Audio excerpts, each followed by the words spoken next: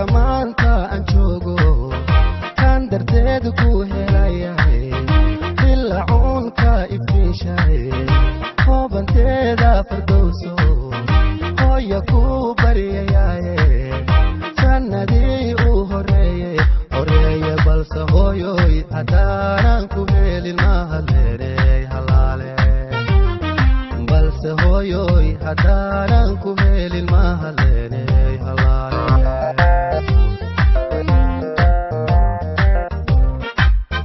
hooyadeydii macaaney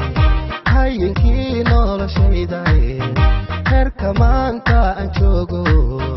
kan darteed ku helayay ila uunka iftiishay hoobanteeda fardowso hooyo ku baryayaye